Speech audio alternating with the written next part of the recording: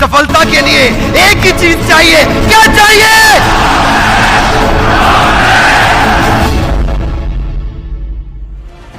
आज मैं कई ऐसे लोगों की बात कर रहा हूं जिनके जीवन से मुझे बड़ी इंस्पिरेशन मिली। केवल जिद्दी आदमी ही इतिहास रचता है, क्योंकि जिद्दी आदमी के पास एक महान लक्ष्य होता है। एक ऑर्डिनरी आदमी तो केवल तनख्वाह और इंसेंटिव देखता है, और जिद्दी आदमी बहुत बड़े महान लक्ष्य के साथ इतिहास रच देता है। हमारे देश के मुसलमान नाविक के बड़े गरीब बच्चे थे, शुरू से ही पढ़ाई में बहुत तेज थे, साइंटिस्ट बन गए, डीआरडीओ छोड़ के इसरो में चले गए। नासा में जा सकते थे, लेकिन डीआरडीओ छोड़ के इसरो में चले गए क्योंकि देश की सेवा करना चाहते थे। एक के बाद एक, एक के बाद एक, एक के बाद एक ये कई मिसाइल बनाते चले गए। हमारे देश का सम्मान बढ़ाने के लिए दुनिया को दिखा दिया कि भारत के पास भी साइंस की ताकत है, और इनको मिसाइल मैन के नाम से जाना जाने लगा। पीएचडी करना चाहते थे, नहीं कर पाए, लेकिन बाद में दुनिया भर की सारी यूनिवर्सिटीज ने अपनी पीएचडी की डिग्री इनको ऑनररी दे दी। हमारे देश के राष्ट्रपति हुए, इनका नाम है एपीजे अब्दुल कलाम।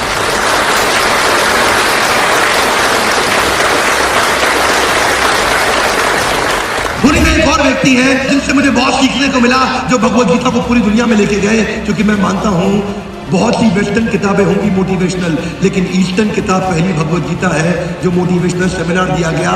हमारे देश के कॉन्स्टिट्यूशन में कई अमेंडमेंट हुए, 5000 साल से भगवत गीता में कोई अमेंडमेंट नहीं हुआ।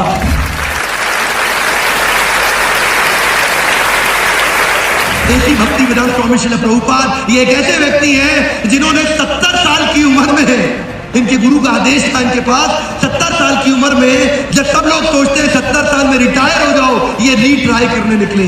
70 साल में क्या करना चाहिए? कम ऑन, रीट्राई करना चाहिए। लाउडली क्या करना चाहिए? क्या करना चाहिए? 70 साल की उम्र में रीट्राई किया, और ये चाहते थे कि मैं भगवत गीता को पूरी दुनिया में लेके जाऊं। और उसके बाद श्रील प्रभुपाद पहली बार अमेरिका गए। 70 साल की बूढ़ी उम्र में 3 बार इनको हार्ट अटैक आया, शरीर साथ नहीं दे रहा था, सीड कैपिटल नहीं था, ग्रोथ कैपिटल नहीं था।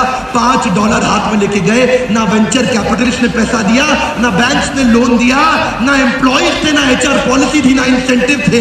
बिना हाथ में कुछ लिए अमेरिका चले गए, बोले मैं कृष्ण की ताकत पूरी दुनिया में पहुंचाना चाहता हूं। 70 साल की उम्र में इन्होंने शुरुआत करी, और उसके 12 साल के अंदर दुनिया में 108 मंदिर इन्होंने बनाए जहां भगवत गीता पे ट्रेनिंग दी जाती है। 108 मंदिर जो दुनिया में बनाए, जिसमें हिंदू, मुस्लिम, सिख, ईसाई, पारसी, बौद्ध, हर धर्म के लोग थे जो चाहते थे भगवत गीता को पढ़ाया जाए। और उन्होंने क्या किया?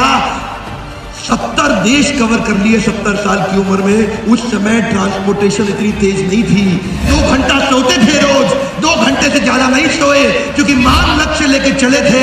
वृंदावन में इन्होंने समाधि ले ली 1970 में। आज भी पूरी दुनिया में इस्कॉन के मंदिर चल रहे हैं, और उनके नाम से आज भी लोग भगवत गीता पढ़ रहे हैं। एक जिद्दी आदमी बहुत बड़े लक्ष्य के साथ चलता है। चाणक्य पंडित धनानंद ने उनसे बोला, धनानंद एक ऐसा राजा था भारतवर्ष में जो कि प्रजा से कर वसूलता था और जुए सट्टे लॉटरी में गवा देता था। चाणक्य ने उनसे कहा कि राजन, प्रजा से कर लेने के बाद उसको समाज की सेवा में वापस लगाना चाहिए। धनानंद को यह बात पसंद नहीं आई, और भले राज्य में उनको बोला निकल जाओ यहां से। चाणक्य जब नीचे गिरे तो वो ब्राह्मण थे, उनकी शिखा खुल गई। उठने के बाद उन्होंने संकल्प लिया, जब तक तेरे पूरे साम्राज्य को समाप्त करके अखंड भारत के अंदर एक महान राजा नहीं ला दूंगा, तब तक मैं ये शिखा नहीं बांधूंगा। क्योंकि चाणक्य अखंड भारत का निर्माण करना चाहते थे। चाणक्य ने छोटा सा बच्चा था चंदू, जिसको चाणक्य पंडित ने उठाया, चंदू को चंद्रगुप्त नाम दिया, और उसकी मां मूरा को मौर्य डायनेस्टी का नाम दिया। एक महान लक्ष्य के साथ चले थे। केवल जिद्दी आदमी ही इतिहास रचता है, और उन्होंने अखंड भारत का निर्माण कर दिया। जो आदमी बड़ा सोच सकता है वो बड़ा कर सकता है। छोटी सोच और पांव की मोच इंसान को दूर जाने नहीं देती।